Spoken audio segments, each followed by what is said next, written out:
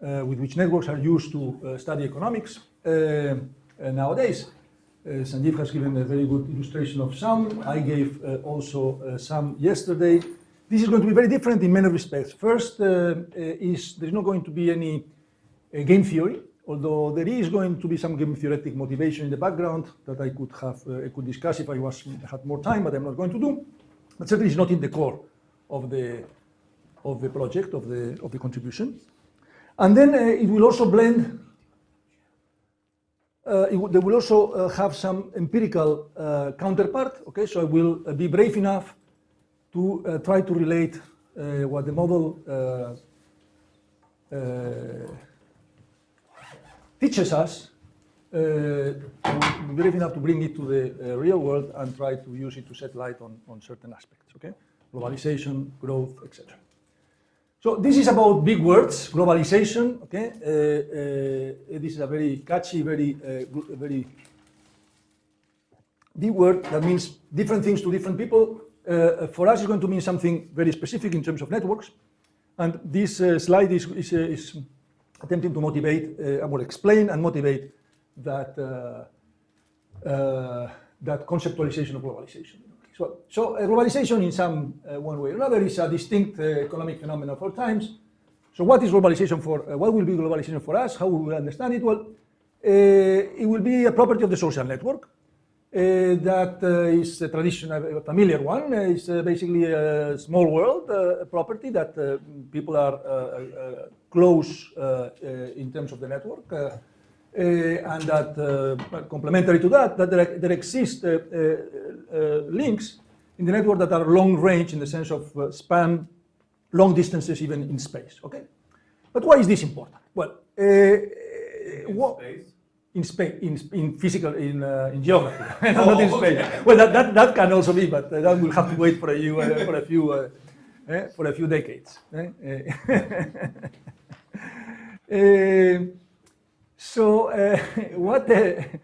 I'm not so ambitious to talk about space, not for the moment.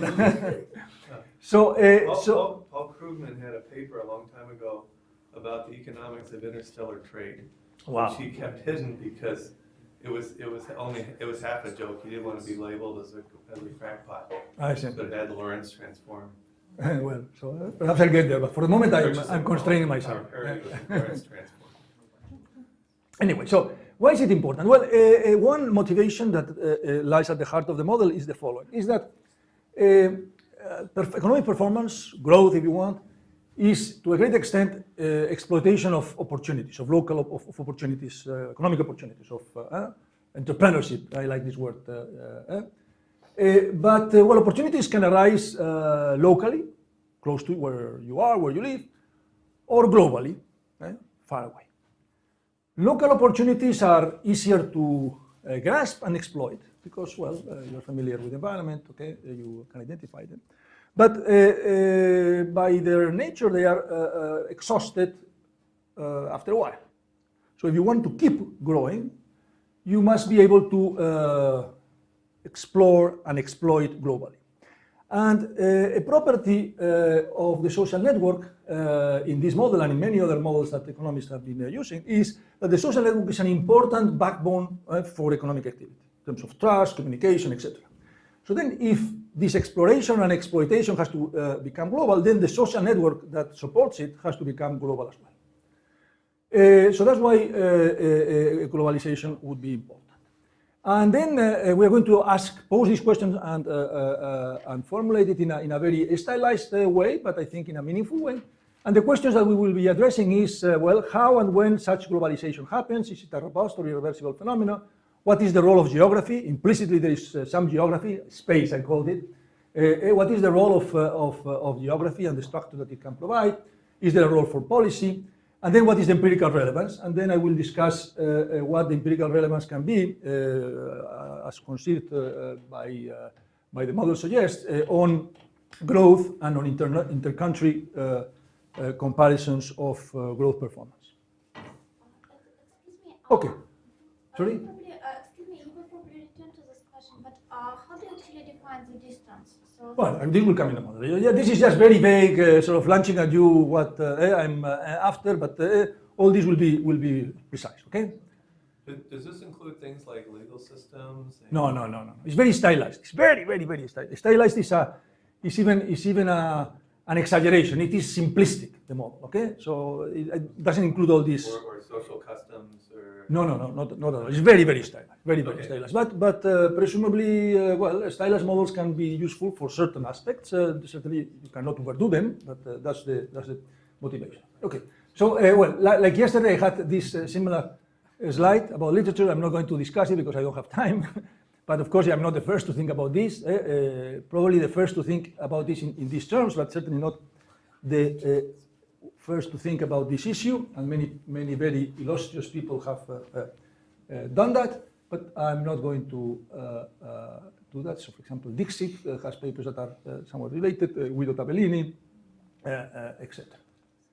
Anyway, so what I'm planning to do, if I do better today than yesterday with my time, is to first talk about the model, the basic framework, then the dynamics that takes place in this model, which is basically a very simple dynamics of innovation and volatility that I call, okay, that I will be clear what it is afterwards.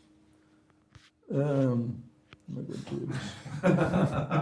Okay, I'll take this. Yeah, we have any topologists here? Well, yeah, but topology would give a very discouraging answer to what I am facing. So I better, okay, take this out. Okay, so then I will discuss the framework, the model basically, then, and then I will go to the analysis. I will start with some simulations that give the impression of, give a feeling of what the sort of behavior that the model can produce. Then I will outline very briefly a benchmark theory that applies to a large population context. Then I would have talked in a longer seminar about the general theory that applies to finite context. And then I'll devote some time at the end on some empirical application that is very much inspired by the model on globalization and economic growth, as I said. Okay. So good. So now let me start with the model, and you'll see what I mean by stylized. Okay. So okay. So this is geography, the ring. Okay. So there is a finite. Think of it as large population placed along the ring. The individuals in a fixed position. They are not going to move over time. The model is dynamic, so I have to talk about time. Model continuously. And what is the state of the system? Very simple. The state of the system, the description of what is relevant at any given point in time, is just the social network, the specification of what are the links, ij, that are in place at that point in time. So how to think about this link? Well, this link is to be thought as some valuable project that the two players, two agents involved are undertaking that generates value. Okay? Does it generate value forever? No. Because every link, every project eventually becomes obsolete and disappears. So then here basically there is the dynamics is a struggle between innovation, the creation of new links, and volatility, the destruction of existing links. Okay, and you want to really be able to, from the point of view if you want of the planner of economy, to be able to innovate sufficiently fast to compensate the obsolescence, to maintain the network of the economy sufficiently dense, because the network of the economy sufficiently dense means there is a lot of action going on. Okay, so then an illustration of what the state is at any given point in time is well, here the nodes on the ring, and then there is the links. Okay, across the nodes. Once we have this picture like this, we can talk about two notions of distance, and the two are relevant. One is geographical distance. It's just distance along the ring. Okay, or in kilometers if you want. Okay, and then of course there is the social distance, that is number of steps along the network. Okay, the first distance I denote by d, the second one that depends on the network by delta. Okay, and they can be very different as it is obvious. Okay, so let's see if I okay, so this is the model. Indeed, is just this slide. So all the model is here. Okay. Because now the model is about telling you what the law of motion is, okay? And the law of motion consists of these two things, innovation and volatility. Volatility, let me start with the easy part, is modeled as simple as you can get, okay? Volatility is modeled saying that every link existing at any given point in time, ij in gt, in time t, vanishes at a certain constant rate, lambda. So this is just obsolescence arriving at a constant rate. Now, innovation is the more tricky one, and where the richness of the model is. I could have introduced this richness of innovation also in volatility, but it would be redundant. So then I just, for simplicity, I'm just restricting to innovation having this richness. So this is about link creation, okay?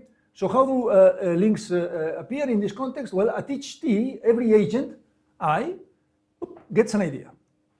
But it's an idea that needs the collaboration of someone, okay? It has to exploit some cooperation, because otherwise, how can one deactivate this? Turn off your wireless.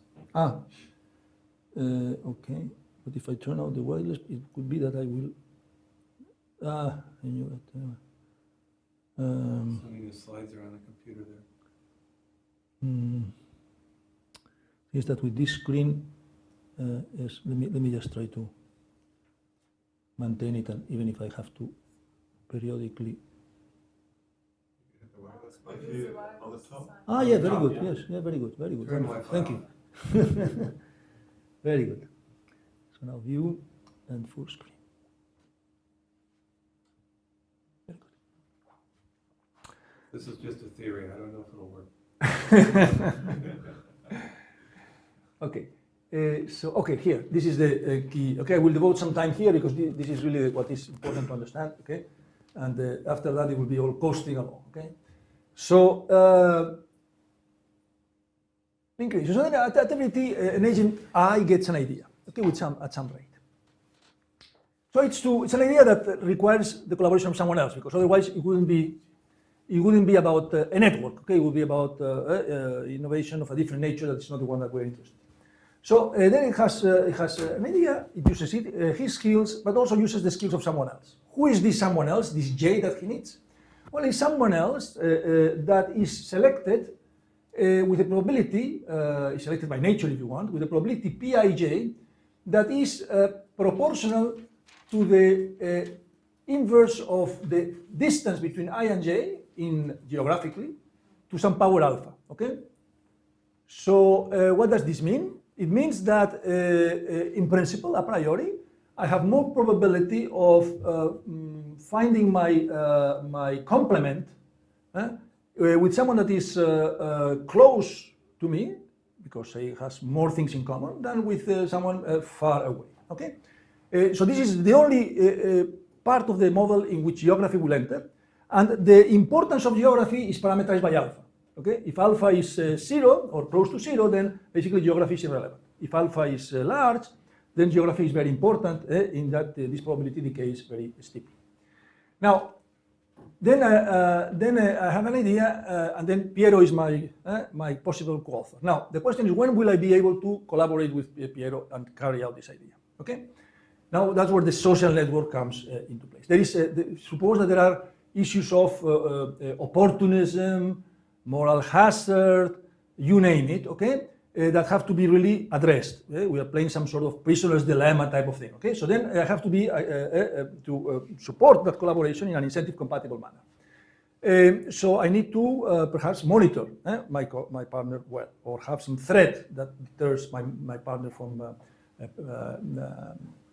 defecting upon me. So how could I do it? Well, I could do it.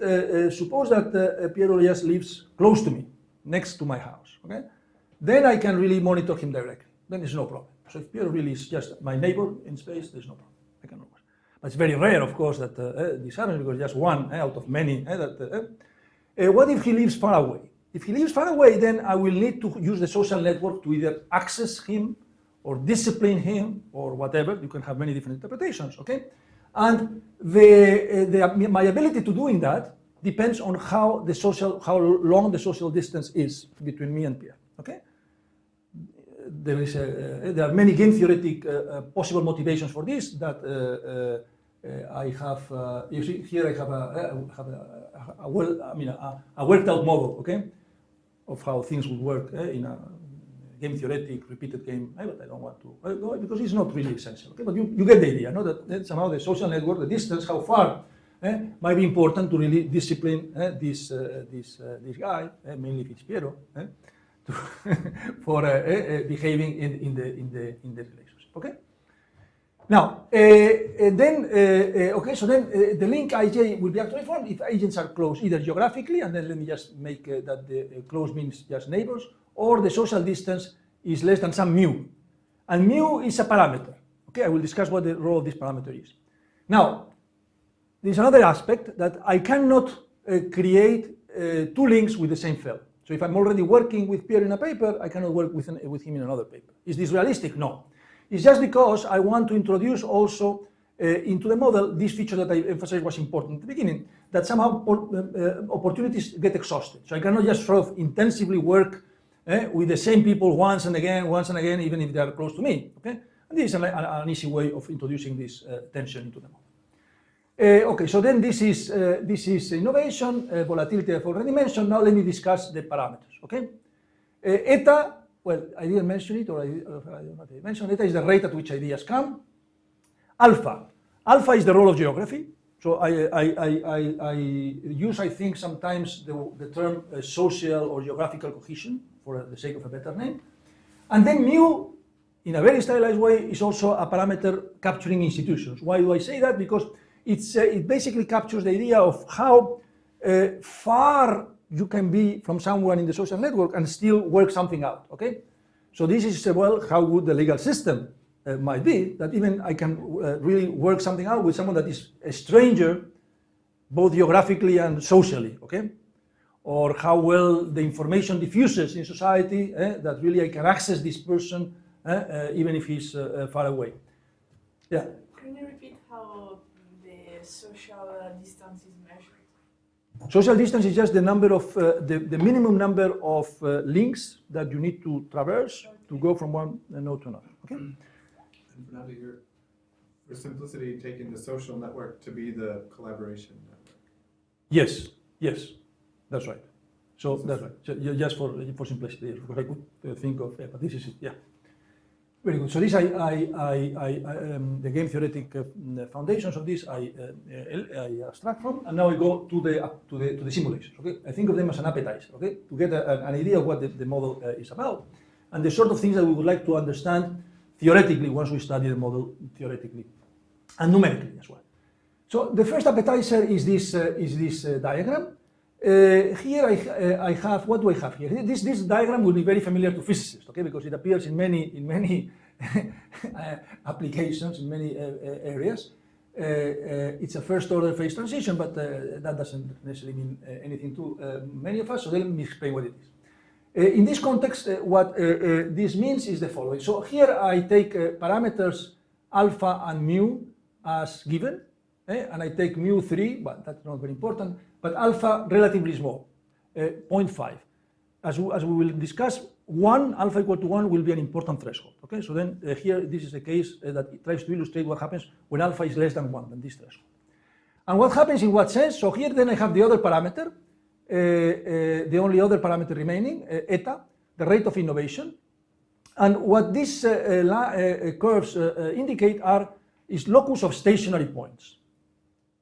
Okay, of the dynamics. So the dynamics, if you think of the dynamics simulating the dynamics, it's a stochastic process. And depending on initial conditions, sometimes independently of initial conditions, it converges to a well-defined long-run average. Okay. What are the two curves? Yes, I will discuss this. Okay, but these curves basically for every value of eta associate one or two steady state values of what? Of what is really the statistical summary that I'm interested, and that is the average connectivity of the network in the long run, in the steady state. Okay. Okay. So now, once you understand this, let me walk with you. What? Average connectivity. Average degree. Average number of links per node. Okay. So how dense the network is, which is a measure of, given my interpretation, is a natural measure that I'm interested in. Because I want to really see to what extent I can sustain high levels of that. Now, so let me start so let me walk you first along the blue path, and then I will walk you along the red path. Yes? Excuse me, what is the range of the parameters? Eta is any real number, alpha is the reals, Okay. in principle, yes. Well, mu no, mu is the natural numbers because it's number of steps. But anyway, yeah. N2. Eh? N2 N2, is natural numbers. yes. Yeah. It's not the real. Not Not the reals. the reals, yeah. U and N are both natural. Yeah. Anyway, so so let me literally walk you along the blue curve. Okay, so if I walk you along the blue curve, I take you by the hand, and then we start down here with low eta. Okay. So what happens when the eta is very low? Opportunities arrive very slowly. Volatility is hitting you. So basically, in the long run, you can just sustain a very sparse network. The connectivity is very low. Okay. Now consider increasing gradually the value of eta. At the beginning, not much is happening. This is what the blue, if we move along the blue line, okay? Basically, the density of the network in the long run increases a little bit, but marginally so, okay? Nothing much happens, nothing seems to be happening. Volatility is really being the overpowering force, but there is a point here around 25 when all of a sudden there is a transition, an abrupt, a discontinuous transition. All of a sudden, there is a huge jump in connectivity, okay? So this is not just a jump of connectivity, but also a change of regime. In that now, if you increase eta further, the connectivity is quite responsive. So the slope you see is quite high as opposed to before. Okay. So why has this happened? Well, to see this, to understand this, we have to look at this other diagram, which is the mirror image of this diagram. First, for the moment, I'm just constraining to the blue. Okay. But what I measure is the average social network distance, okay? The average distance in the social network. So yeah, what I see is that associated to this jump upwards in connectivity, endogenously, I have to emphasize it's endogenously, okay? It's not the system reconfigures itself into a way of really cutting social distances dramatically. And in fact, the two phenomena are two sides of the same coin. Why? Because you see, when how can the system move up to high connectivity? Well, if it has high connectivity, it has also high destruction of links by volatility. Okay, it has to have therefore a high rate of innovation. But then, since it will have to rely mostly on the social network, it better be that the social network displays relatively short distances between people, because that's when only the innovation, the ideas can really materialize into actual formation of links. Is that right? Volatility, you said volatility was working like some, like at the exogenous, at a rate. So why it should affect the, No, because every node, every link is hit at this rate. So then the more links there are, the larger the number of links that are destroyed. Okay. And if you want to maintain, therefore, the steady state at a certain level, then you have to be able to create also many links to compensate. Okay.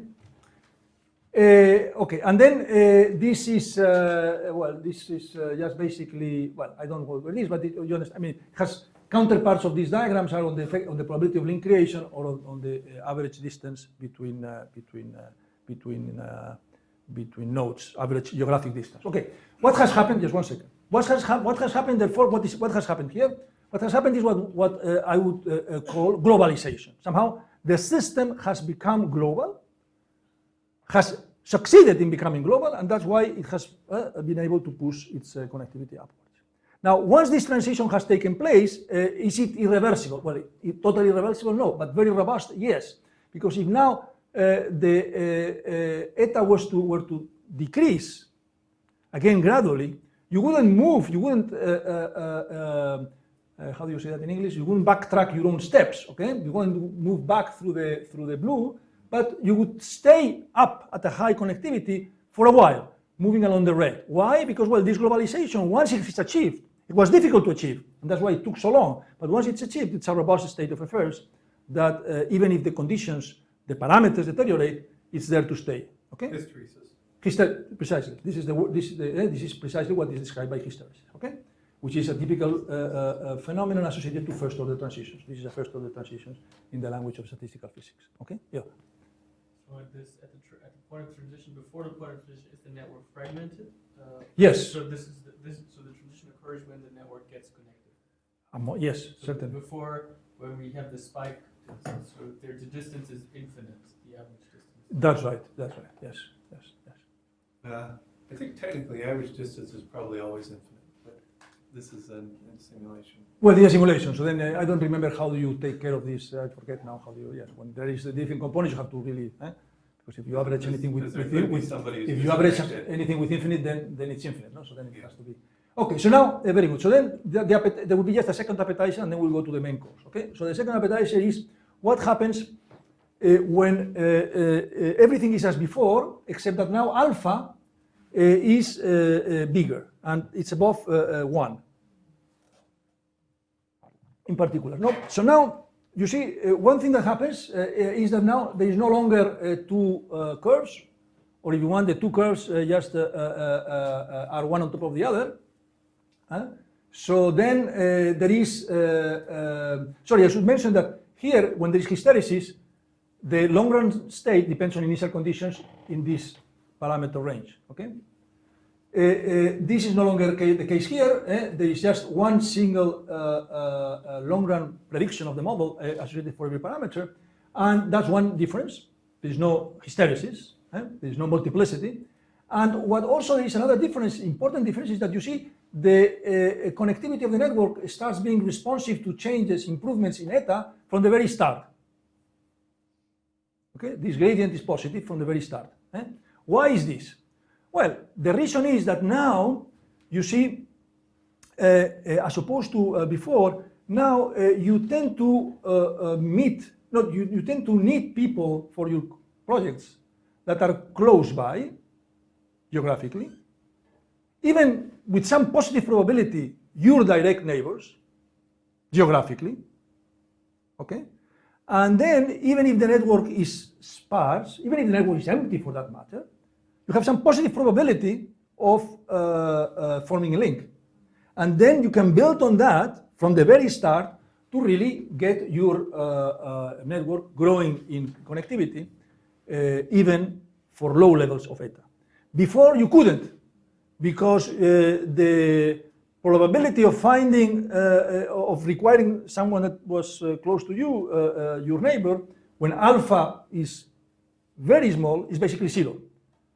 So the only way, the only way that you can really make things work is by relying on network. But the network, therefore, has to become global. And you have to wait until this happens for improvements in eta to have an effect. Here, that's not the case. Okay? And that's why you have a gradient, positive gradient from the very start. Okay? Sorry. So with alpha so big, the opportunities just aren't there at a distance anyway, right? The opportunities are in, no, the opportunities are there. The probability that is small though, when you look at distant nodes. This is the exponent on the distance. Yes. So then what this means is that then most of your ideas, what alpha is large is that most of your ideas require people that live close to you. Anyway. Yes. Yes. And so what I'm wondering about is that the scale is very different on this. Yeah, I'm going to talk about this. Degree, and I wonder if the other picture on this scale Yeah, is sure, similar. sure. That's one thing I want to discuss now. Yeah. Okay. Yeah, precisely. Okay. So this would seem that local cohesion is good. It allows you to really build up on this for growing up a large network. But of course, this is one side of the coin. The other side of the coin is that if alpha is large, then after a while, when the network has reached a certain density, you start meeting or requiring people with whom you have already a project going on. There is saturation, there is local saturation, and therefore this limits the ability of continuing growing up in your link formation. So what this means is therefore is that then if it is true that this there is a positive gradient from the very start, it's also true that the upper bound of this curve is much smaller than the upper bound here. So once the transition occurs with low alpha, it is much more fruitful because it's not bound by saturation of local opportunities, because it really things happen at the global scale. And if the population is large, you don't have to worry about the saturation. Okay? So then there is here a trade-off between the role of alpha. Alpha being large, having some positive, but also some negative effects. Alpha being small, having some negative, but also positive effects. So then somehow you would like to balance these things off. Very good. So now, so let me tell you. I'm not going to tell you how we have studied this model analytically, but just give you a glimpse of it. Okay. And the way we start is by a very simple observation. How can you characterize a steady state in this model, in this very simple model? Well, simply just that link creation is equal to link destruction. Is that right? So let's suppose that that the network is, and this is an idealization, but it's a good idealization in our context. Our network is one that is appropriately characterized by the connectivity.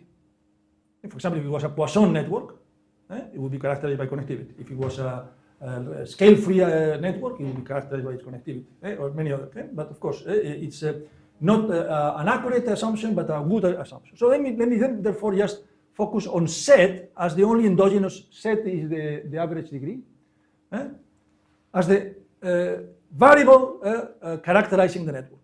Okay. Then how can I write this state condition? Well, is that link destruction, which is this part. Okay, these are the number of links that there are in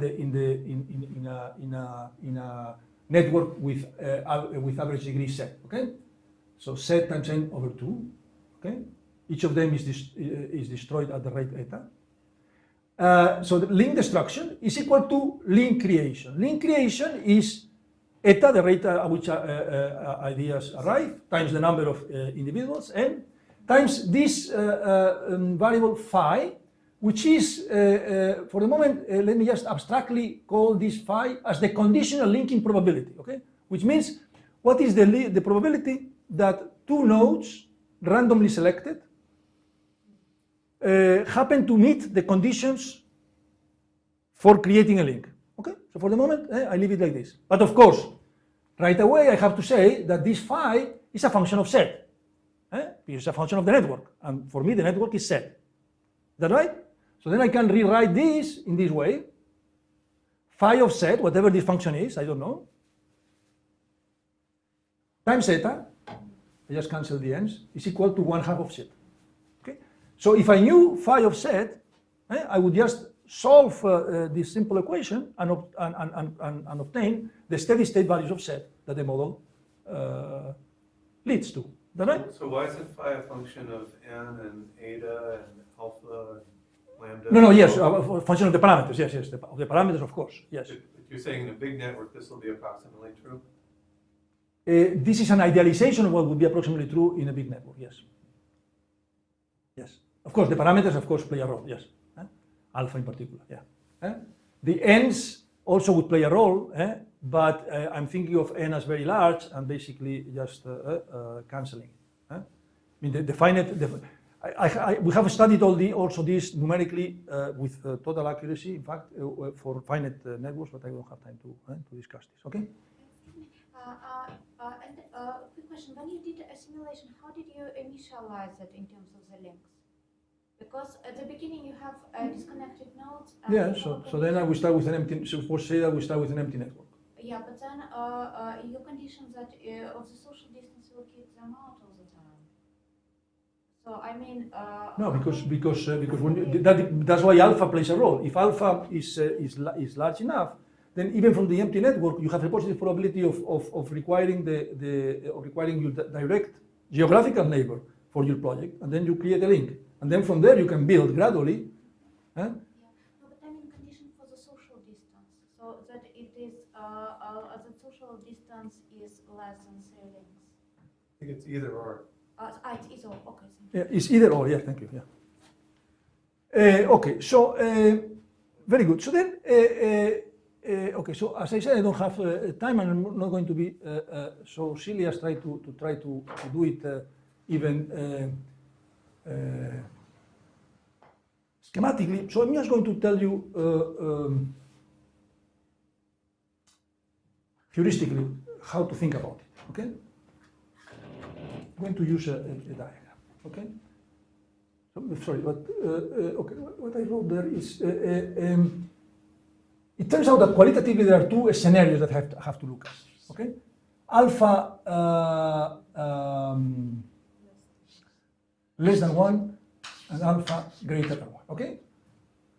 They're two qualitatively different, okay? And why are they different? Because in the case of alpha less than 1, let me start with alpha greater than 1, then the way in which I have formulated things, okay, is not obvious, but it is hopefully true. There is positive probability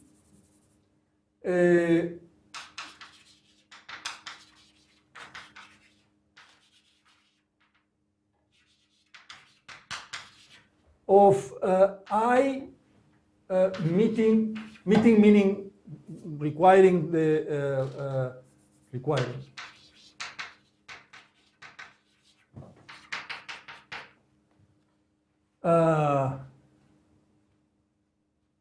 his neighbors, okay, or any finite subset of players.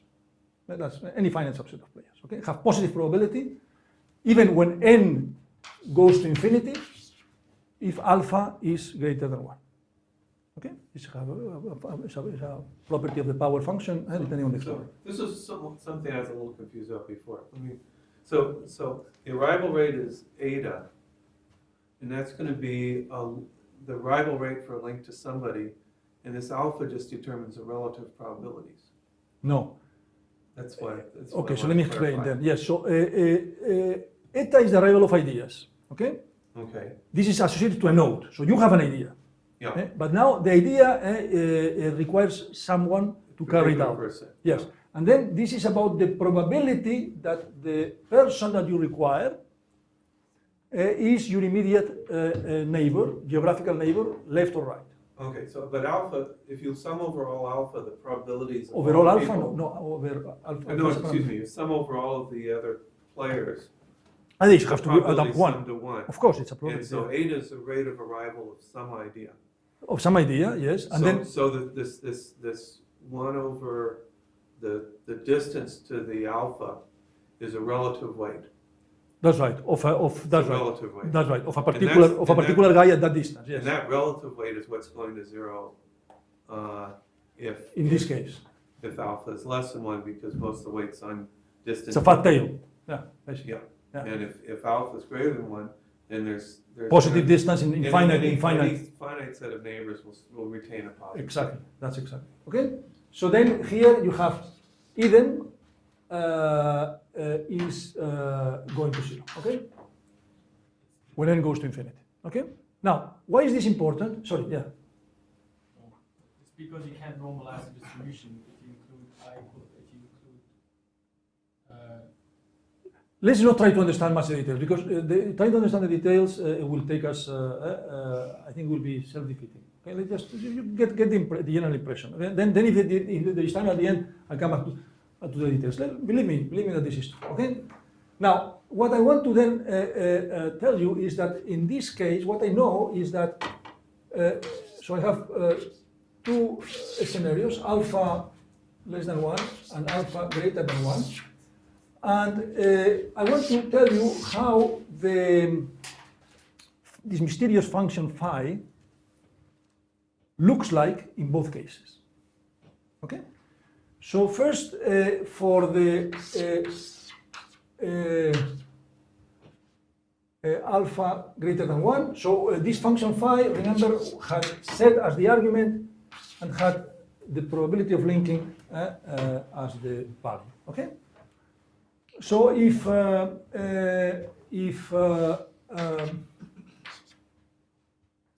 okay, so what I want to do, okay.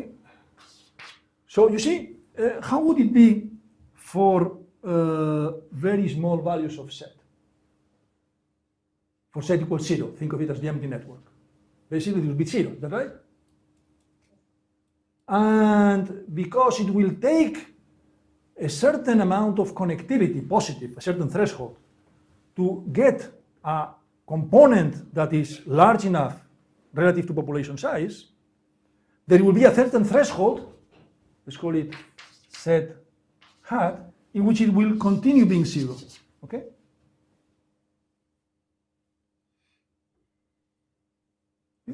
Because in this case, remember, this is the case where you need to you need to rely on the network. You need to rely on a network that has large components.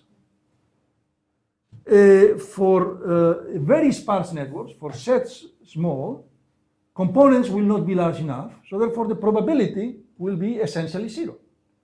Okay? Certainly, for example, if this was the Poisson network, Erdős-Rényi network, so this would be this set hat would be 1, for example. Okay, but this is basically a general property of complex networks. Okay, so then it will be like this,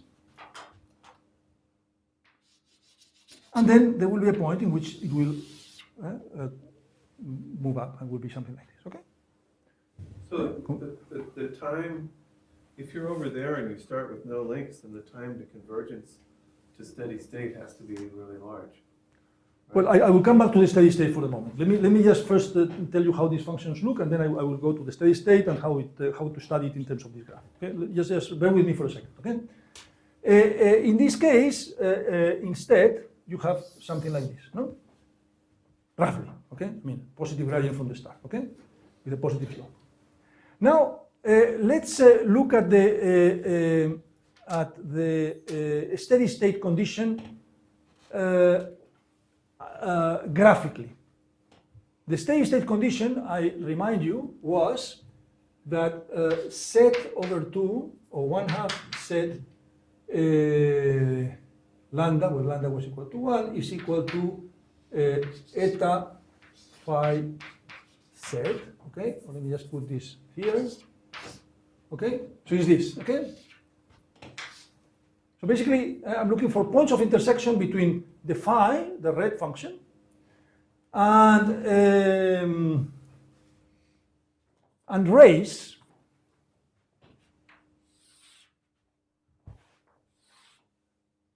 of slope 1 over 2 eta. Is that right? Okay, so this is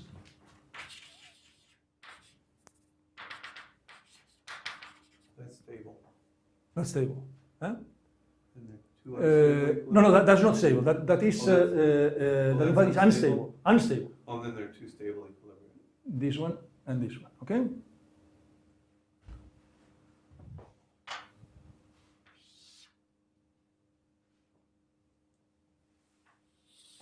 Yeah. Whereas here the 0, 1 is unstable. Okay. Now, then think of, so basically what the type of exercise that the simulations were illustrating is one that applies to a dynamical system where in continuous time would be formulated as following, no?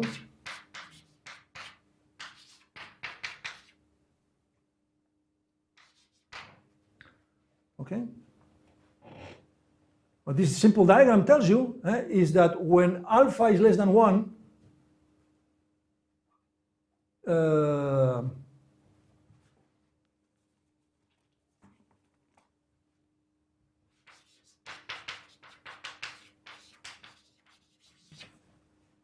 the empty network is locally stable. When alpha is greater than 1,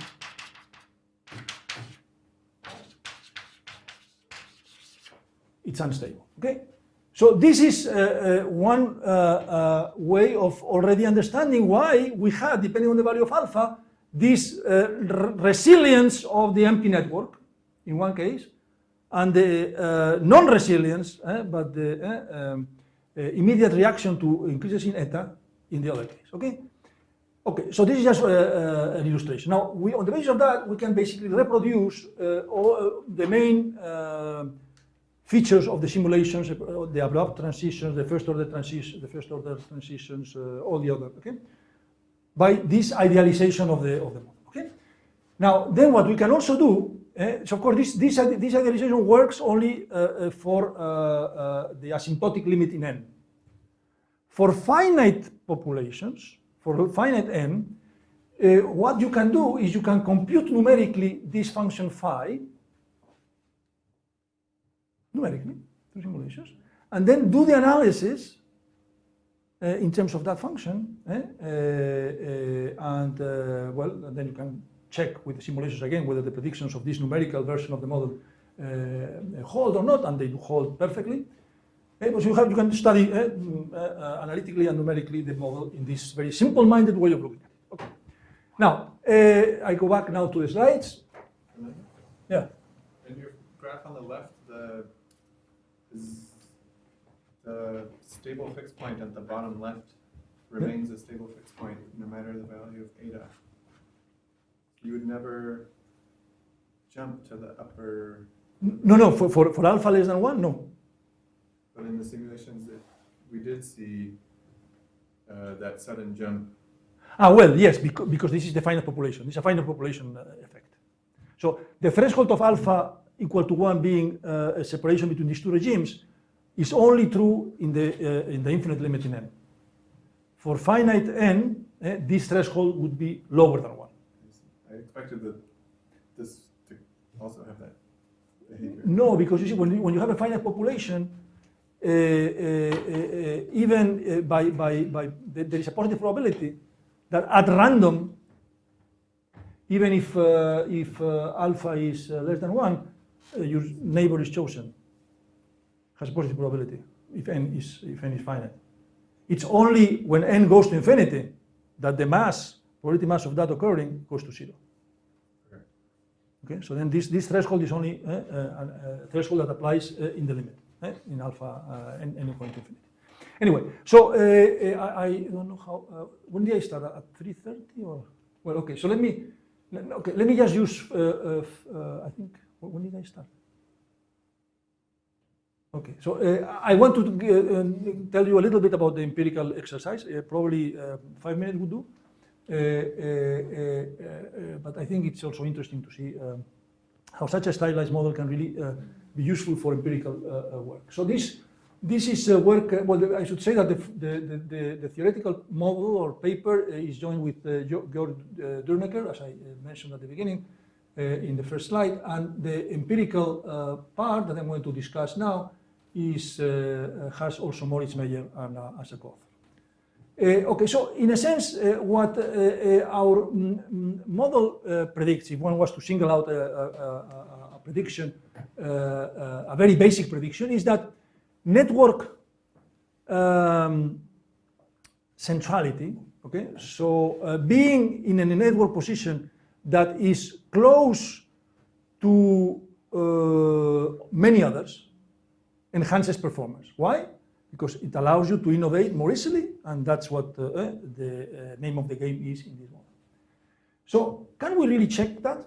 We are going to do a jump, okay, from the microscopic motivation that we have been covering all along to a macroscopic application in which the nodes will be countries, and the measure of performance will be growth performance. Which also growth, you can think of it as exploitation of opportunities. And we want to really see whether at the level of, at the country level, there is some evidence for this relationship and what this contributes to the huge literature on the determinants of growth, okay? That has been very important, of course, in the profession for many, many years, okay? Whether this is useful and what it contributes to that literature as well. Now, there are many things to be tackled here, and they have been tackled by my co-authors that are very knowledgeable at this, not myself. There are issues, econometric issues associated to endogeneity or causality, okay, that we can tackle with appropriate instrumentation, taking advantage of the panel data that we will be using. There is also an issue of model selection, growth, empirical growth, literature has been criticized, and I think rightly so, about really using these hundreds of variables to try to explain growth in a different, very unsystematic manner.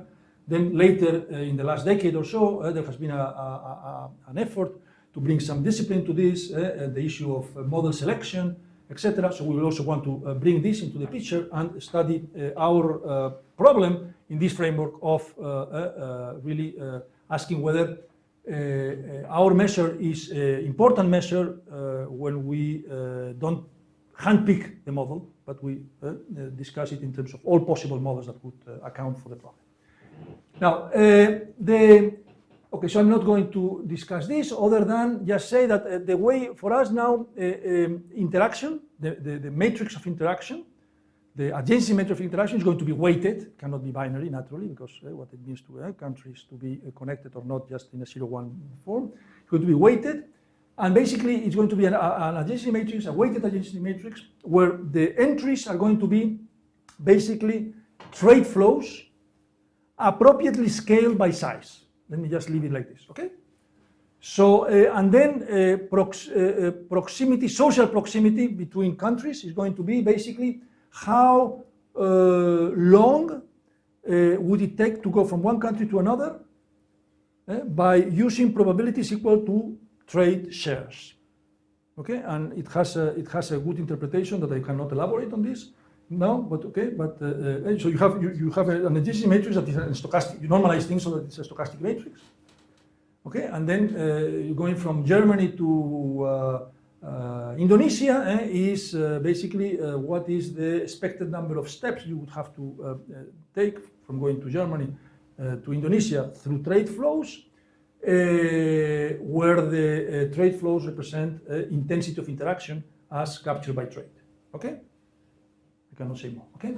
Excuse me, I have a question. So what do you mean under trade flows? So this Trade flows, exports, imports. Monetary or good volume? Monetary. And you don't make a difference between export and import, yeah? Well, they are the two sides of the same coin, but we know. They are, this is not, you can just focus on one or the other, okay? Now, okay, so then we have, okay, so then basically we have a measure of integration that is what is the measure of integration? How do we say that the country is very integrated or not? Is what is, in the way that, in the sense that I have just described, what is the average distance from this country to other countries? Okay, of course, more important countries with appropriate weight, okay? Larger countries with everything scale, okay? So then, therefore,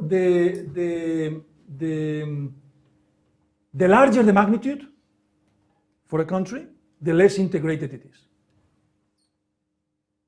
The lower the magnitude, the better integrated it is. Now, first a few just snapshots, okay? Integration is quite heterogeneous across countries. So here you have how the integration has evolved and compares at different times in history.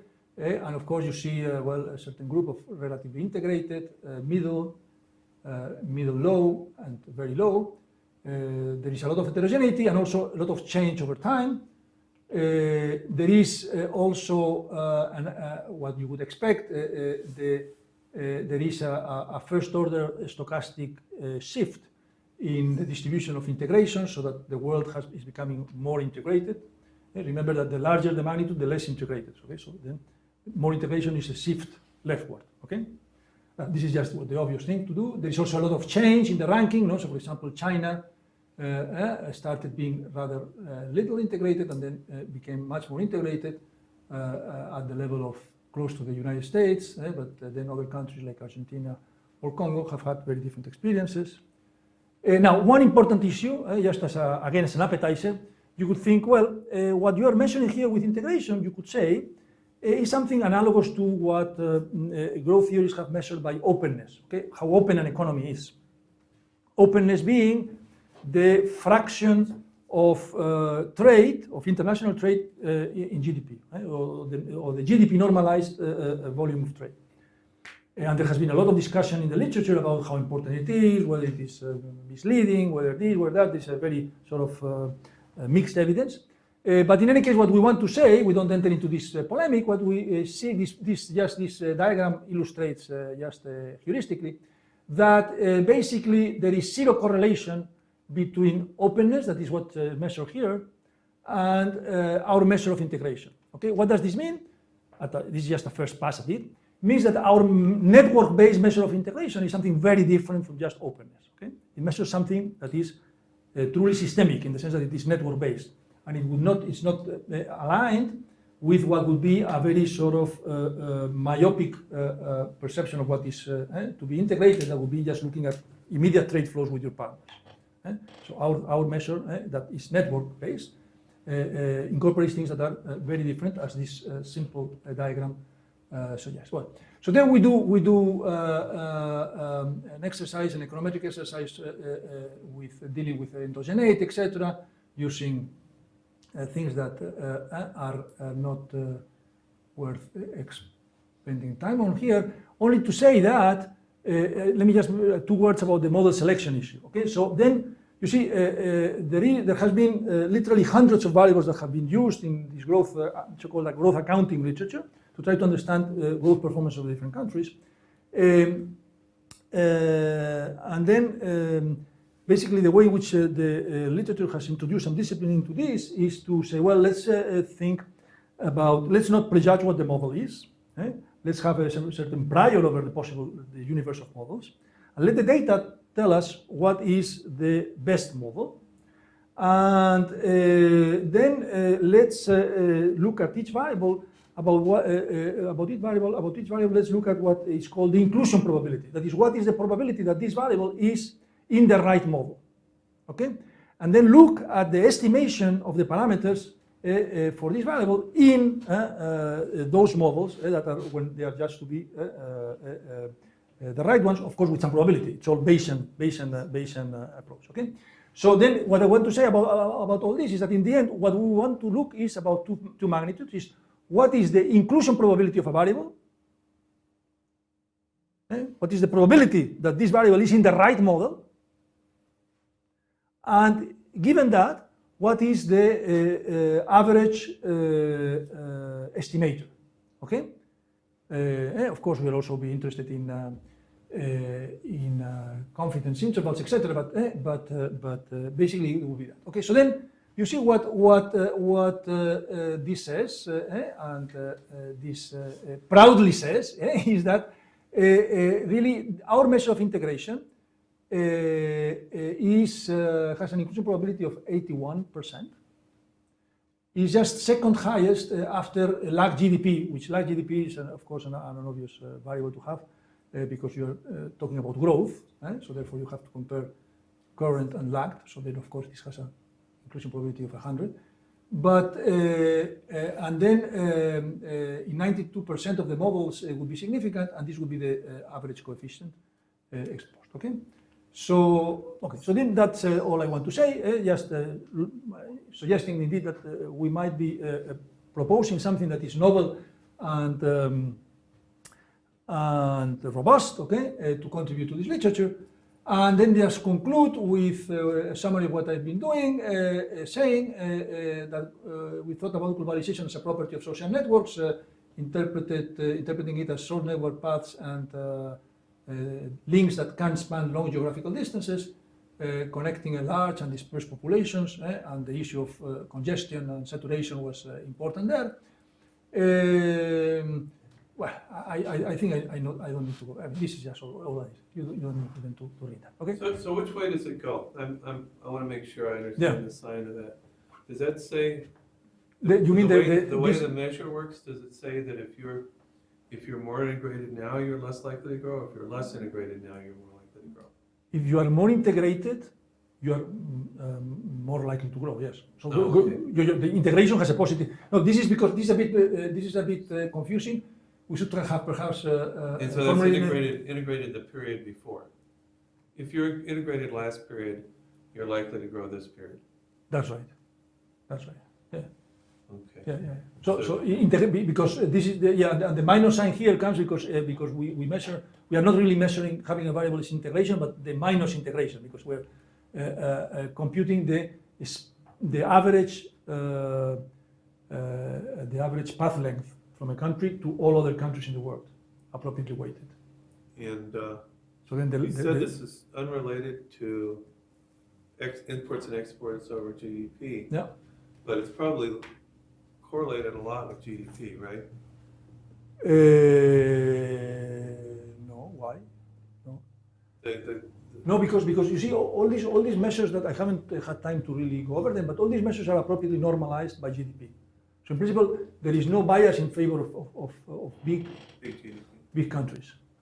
Okay, so But of course, there is size plays a role in the sense that, of course, it's much more important to be close to the US than to Liechtenstein. Simply because the US is such a big share of world economy. That their size is important, but in terms of what you access to. But the size of the country is a factor that normalizes things, so therefore makes the variables, the entries of the matrix, size independent. I mean, if you're interested, I can go with you toward the details. Okay, but this is the idea.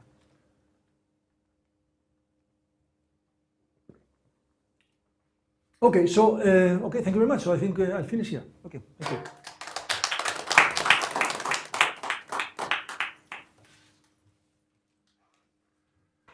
How does it compare to Hidalgo and Hausman's measure of complexity? That's very different. This is about correlate strongly with growth. yes. This is the Hausman is about how a country is placed in the space of commodities. So then you have a certain measure of similarity between different sectors. Okay, so two sectors are similar if they have a very similar type of structure in terms of which are the inputs and which are the from which sectors it gets inputs and to which sectors it provides its product as output. So it produces a sort of a metric